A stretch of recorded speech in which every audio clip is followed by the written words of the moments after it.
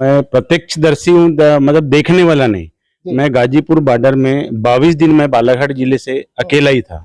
जो पार्टी धर्म के नाम पे राजनीति भी करती है, दंगा भी करवाती है, तो ऐसी पार्टी में हमको जाना खुद को भी पसंद नहीं है। यहाँ से बीजेपी कांग्रेस ये दो में तो जबरदस्त टक्कर रहेगी, लेकिन तीसरे भी एक आम आदमी पार्टी भी उतर गई सर यहाँ पर। तो इनके खड़े होने से क्या कांग्रेस को नुकसान हो सकता है?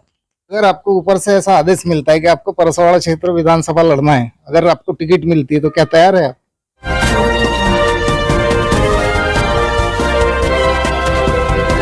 हमारे बाजू में बैठे हैं, इनको अब दानवीर बोलना पड़ेगा। योगेश प्रसाद लिलारी जी बैठे और इन्होंने भी अभी कांग्रेस में प्रवेश किया है, क्योंकि इसके पहले बीएसपी में अच्छे पद के ऊपर थे। अब इन्हीं से हम पूछेंगे कि इनको कांग्रेस क्यों पसंद है और कैसे पसंद है। और इन्होंने फिलहाल में अभी बॉडी डोनेट किया है, जो अंग दान बोला जाता है। इन्होंने बॉडी डोनेट करके एक इस क्षेत्र में एक नया चीज करके दिखाया है। तो सर आपसे आप तो नाम परिचय तो देंगे, लेकिन आपके बीएसपी से लेकर के कौन से पद थे और कांग्रेस में आने का कारण क्या है आपका, ये बताना है सर। सबसे पहले मैं अपना परिचय दे दूं। मैं योगेश लिल्हारे, मेरा निवास स्थान यहाँ से 5 किलोमीटर दूर सहारस सिवनी पड़ता है। और इससे पूर्व में मैं लगभग 15 साल बहुजन समाज पार्टी में सेक्टर स्तर से सेक्टर अध्यक्ष से लेकर के फिर विधानसभा अध्यक्ष, उसके बाद में बहुजन समाज पार्टी का जिला प्रभारी प्रदेश सचिव रहा।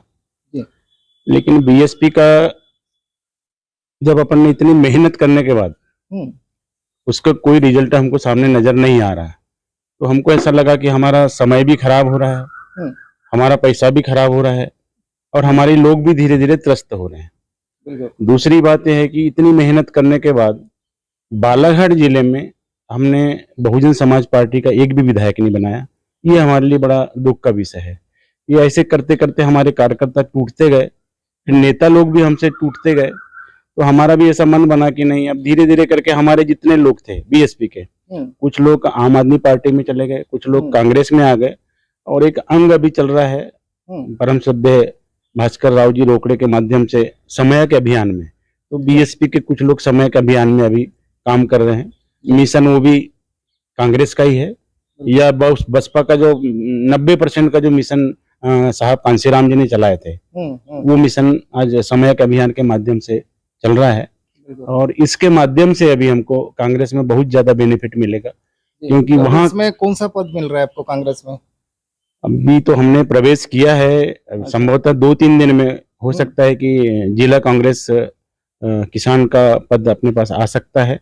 अच्छा, किसान का पद आप जैसे ले रहे हैं जी, तो कुछ दिन पहले सर आपने देखा है कि किसान ठंडी में, बारिश में, एकदम धूप में, बड़े बुरी हालत में वहां पर अपनी डिमांड रखने के लिए बैठे थे। तो जो किसानों के ऐसे हाल हो रहे हैं यहाँ पर इस देश में, तो आप इस पद पर रह के किसानों के लिए क्या करना चाहेंगे? अभी जो भी आपने बात पूछा मुझसे, तो मैं प्रत्यक्षदर्शी हूँ, मतलब देखने वाला नहीं। मैं गाजीपुर बॉर्डर में 22 दिन मैं बालाघाट जिले से अकेला ही था, और उस समय इतनी बुरी हालत थी वहां हमारे साथ में कि पहनने के लिए भी कपड़े नहीं थे, ओढ़ने की तो दूर की बात है। मुझे ऐसा पता लगा, मैं दिल्ली में था, किसान आंदोलन है, तो मैं गाजीपुर बॉर्डर चला गया। तो मेरा पहला ही दिन था वहां जाने का, और पहले ही दिन जो हमारे साथ में जाती हुई, जाती का मतलब जो पानी का जो फव्वारा मारते हैं, इतना मतलब तेज फव्वारा मारे कि अपन गिरते थे। अब जो किसान हमको अन्न उगा करके देता है, अन्नदाता जिसको अपन बोलते हैं, जय जवान और जय किसान। किसान अगर नहीं होता तो इस देश के अंदर कोई अनाज खा नहीं सकता, और देश के बॉर्डर पे अगर जवान नहीं होते तो हमारा देश सुरक्षित नहीं रहता। तो ऐसे किसान के साथ में जो इनने बर्बरता करी, भाई उनका डिमांड क्या था कि भाई हम ईमानदारी से काम कर रहे हैं, तो हमको समर्थन मूल्य पे धान मिल जाए, समर्थन मूल्य पे सोडा मिल जाए, समर्थन मूल्य पे हमको बीज मिल जाए, ये मांग थी उनकी। तो अच्छे मुद्दे उठाने के बाद बीजेपी के शासन ने उनके साथ में इतनी बड़ी घटना की, और उसी बीच में लगभग 143 कुछ लोग वहां शहीद भी हुए। ये बड़ा दुख का विषय है। ये सारी चीज को देखते हुए ऐसा लगा कि नहीं, हम किसान के बेटे हैं और किसानों के बीच में हमको रहना है, तो ये चीज अपन अपने जिले में, अपने प्रदेश में भी अपन लागू कराएंगे। बीजेपी का सर पूरे देश में नाम चल रहा है, पूरा डंका बज रहा है, और तो आप कांग्रेस में जा रहे हैं, तो ऐसा कैसे? क्योंकि बीजेपी में जाना चाहिए था ना अपने को। देखो, बीजेपी की विचारधारा हमको पहले से ही नहीं जमती, क्योंकि तानाशाही पार्टी है। वहां की रीति नीति वो हमारे मतलब समझ के बाहर है, इसलिए हमको बीजेपी न सूट करी है न कभी करने वाली। जो पार्टी धर्म के नाम पे राजनीति भी करती है, दंगा भी करवाती है, तो ऐसी पार्टी में हमको जाना खुद को भी पसंद नहीं है और ना ही फिर अपने लोगों को पसंद है। तो हमने एक विचार देखा कि नहीं, सबसे अच्छी पार्टी कांग्रेस ही है। और ऐसा है कि हमारा अभिमान, हमारा नेता परम श्रद्धेय कमलनाथ जी, तो आने वाले सब, पिछले बार भी 15 महीने की सरकार उनकी रही, मुख्यमंत्री के रूप में रहे, और इस बार तो फुल बहुमत में कांग्रेस की सरकार बन रही है। तो निश्चित रूप से जो भी उनने वादे किए हैं वो निश्चित रूप से पूरा करेंगे, क्योंकि कमलनाथ जी जो बोलते हैं वो करते हैं। बीजेपी की गवर्नमेंट ने उजाला योजना चलाई थी, उज्ज्वला, है ना, पेट्रोल पंप में वो एक काकी दिखती थी, बोर्ड लगा रहे थे, एक काकी दिखती थी, और वो मोदी जी की फोटो आज वहां से गायब हो गई। और जितने भी गैस सिलेंडर इनने फ्री में दिए, तो मेरे ख्याल से मैं लगभग हर दिन, मेरी एक आदत है कि 10 गांव में जब तक नहीं घूमूंगा, 10 गांव के लोगों से नहीं मिलूंगा, तब तक मेरे को ऐसा लगता है कि मैंने कुछ किया ही नहीं। तो जितने भी गैस सिलेंडर फ्री में मिले थे वो आज सबके घर में, जहाँ जानवर को रखते हैं कोठे में, वो कोठे में नजर आ रहे हैं। उसका एक ही कारण है कि जो गैस सिलेंडर 300 साढ़े 300 का था, आज 1200 रुपए में लोग भरवा रहे हैं। और यही मुद्दे को लेकर के आज जो कमलनाथ सरकार अभी आने वाली है, जो उनने घोषणा की है, 500 रुपए में गैस, 1500 रुपए बहनों के लिए, 200 यूनिट बिजली फ्री, कर्जा टोटल माफ, तो निश्चित रूप से होगा और आने वाले समय में फुल बहुमत में। एक सवाल है आपसे कि आप जैसे कांग्रेस में है, और अगर आपको ऊपर से ऐसा आदेश मिलता है कि आपको परसवाड़ा क्षेत्र विधानसभा लड़ना है, अगर आपको टिकट मिलती है, तो क्या तैयार है आप? अभी तो ऐसा है नहीं, कुछ तो भी मानसिकता होती है ना कांग्रेस जाइंट के, तो कुछ तो उद्देश्य होंगे। ये मुझसे कल पूछा गया, ये कल मुझसे भी पूछा गया कि भाई ऐसा तो नहीं कि आप टिकट मांगने निकली। भाई मुझे ऐसा है कि मैं जो पार्टी में था, वही समझ रहे ना, मैं जो पार्टी में था, मैं वहां त्रस्त हो गया था काम कर करके। तो मुझे ऐसा लगा कि भविष्य अपने को भी कहीं ना कहीं तलाशना है। इससे पूर्व मैं जिला पंचायत 2005 में लड़ा था, चुनाव जीता हुआ चुनाव, मुझे बीजेपी की सरकार ने मुझे हराया टेबल पे।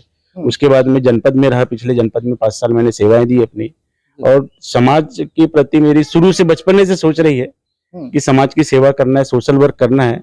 और यही कारण है कि जो मैंने इतना बड़ा अभी डिसीजन लिया अंगदान करने का, क्योंकि इससे बड़ा दान मैं कुछ भी नहीं समझता।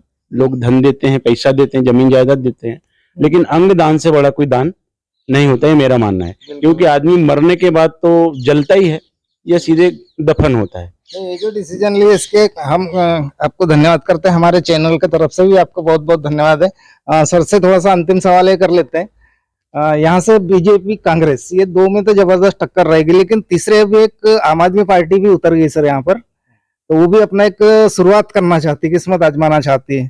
तो इनके खड़े होने से क्या कांग्रेस को नुकसान हो सकता है?